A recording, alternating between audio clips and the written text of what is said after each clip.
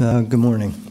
I'm Andrew Berman. I want to thank the Center for Urban Future, the Architectural League, and the Revson Foundation for sponsoring this event and generating a lot of great energy and thinking. So we started in this study to investigate the large and disparate building stock of the 3 New York City library systems. And we have concluded that most, if not all, of the 207 libraries in New York City can be, okay, great, thanks. So we, in starting this study, we began our study by going to the subject of the libraries themselves. We went out to the branch libraries.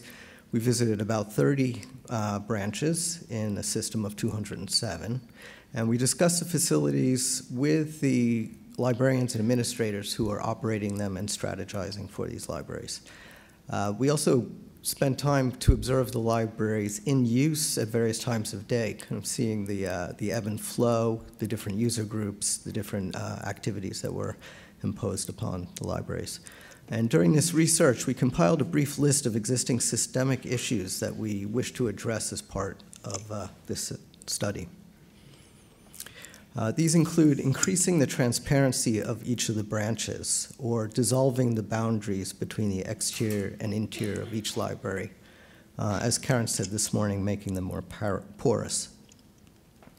Creating ways to maximize access to the resources of the library systems despite the limited operating hours, which is a chronic problem in most neighborhoods. A streamlining of information discovery and distribution. Optimization of the use of exterior space around the libraries. Many of the branches have residual or gap space around them. Here you see a garage and a parking service area that's not utilized at all. Better utilization of interior space. Optimization of space-consuming shelving. A consolidation of back-of-house spaces in order to maximize space for patron use. An improvement of the integration of technologies into the library environment. This is an ongoing and forevermore will be task. And the improvement of sightlines to create more open and accessible interiors. Each branch would be very well served with more area for patrons and staff for programming, technology, and various media. A look at an original Carnegie library, and this is the Fort Washington Branch Library, which is in Manhattan, is very instructive as to how space was traditionally distributed within a Carnegie. So we have inherited this kind of spatial allocation model, which really gives over to public usage, to patron space. It's only about 1/3 of the branch. The rest is for staff, books, circulation, and back-of-house space. And today, obviously, there's a need and opportunity to invert this ratio. And we believe that just by strategically reutilizing space, we can invert it to be 2/3 or even 70% for books and patron usage. So in the traditional library, patrons and staff encounter one another across a desk. It's a very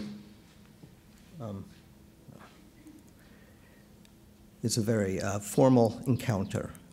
Bookcases occupy precious floor area. People sit in a structured manner at tables. In today's library environment, flexibility and variety are requisite in order to accommodate the range of patrons' ages, their different expectations, the ebb and flow during the course of a day, and also people's technologies, which are both personal and communal. Co-working rooms are now in continuous demand. Small, semi-private spaces where people can study, tutor, have a meeting, or hold a conference call are very much requested and appreciated. Community rooms are an important public amenity. They are occasionally provided within branches, but often in a very compromised way or in a limited manner. Each library needs to provide areas for their youngest patrons, areas that are engaging, safe, appropriately bounded, yet still connected back to the body of the branch library. Step seating, or seating as landscape, is a way in which space can be utilized both by the community at large and by the library patrons for impromptu or planned gatherings and programming. Many libraries have unused exterior space, as I mentioned before, and we have sought in this study to look at the space around the libraries as opportunities to develop quality program space and a way for the library to kind of assert itself within the community and engage better with the community around it. So the catalog of seating and spatial types that we just reviewed helped us develop an understanding of use and need within the contemporary branch libraries. Now I'd like to present a taxonomy of opportunities, some design ideas that we think can build upon these needs and be then cross-applied against the building stock of the branch libraries throughout the city. The first issue is transparency. Each library needs to present itself and it's accessible and welcoming. They must beckon beyond rather than recede within their own walls. As a first encounter with each branch, we proposed the Resource Hub. It is a patron's portal into the resources of the library system. It is centrally located. It has digital technology. It has some of the hardware that people need. It has access to staff. This is a suggestion very much in lieu of the formal circulation desk model that's been inherited. And it's a place where the most utilized media, books, magazines, and as such, can be congregated. So it's a kind of hub within the hub of a library. Traditionally, bookcases consume large sections of floor area within each library.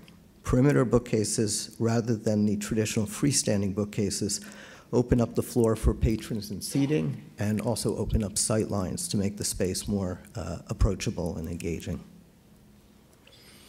Each branch needs multi-purpose space that can be used through the day for a range of programming, and when not programmed, be reabsorbed as the body of the library so that it can be used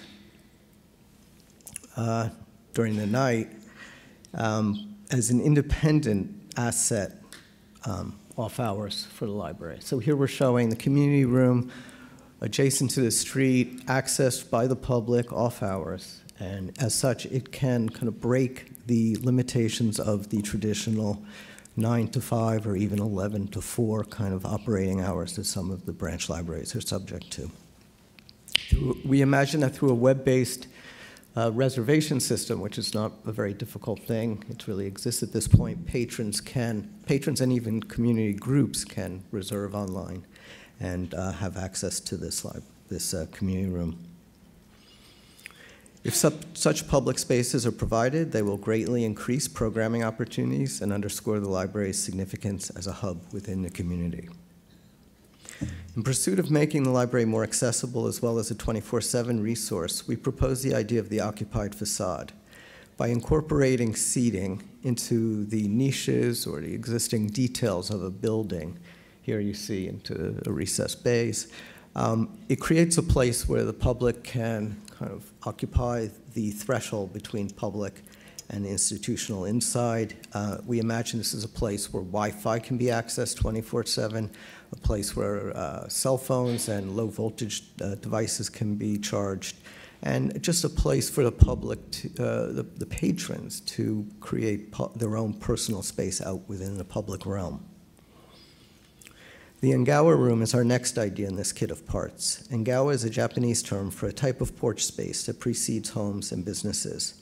It is an indoor realm, well, an indoor-outdoor realm where much of the important business of the day can be conducted without entering into the body of the building itself. And as such, we see this as the kind of seed point for patrons to come to access important digital information, to access what we're showing here is a 24/7 book drop or book borrowing device, which is this, to have some indoor space where people can also take advantage of the Wi-Fi. And when a library is closed, these spaces can remain operational with access provided by a library key fob. So this becomes a 24/7 lit public amenity at the front of each library. Of the 27 branch libraries that we visited, we selected 4 as case studies to test the design ideas just reviewed. The first is the New Amsterdam branch located in downtown Manhattan. This is a ground floor library in an office building near City Hall. The library is cramped, filled with shelving, with insufficient tables and seating. This is the existing plan, and the usable space for the public is shown in white. And this is our proposed plan. We see the opportunity to deploy the kit of parts previously discussed within the current space of the existing branch. The Engawa room is connected to the street.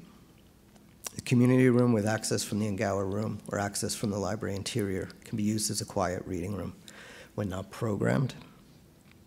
The resource hub is just inside the main entry doors. 3 co-working rooms are provided, and a children's area is shown in color. The occupied facade notion is incorporated into the street facade in yellow here. And here you can see the Engawa room and the community room illuminated at night.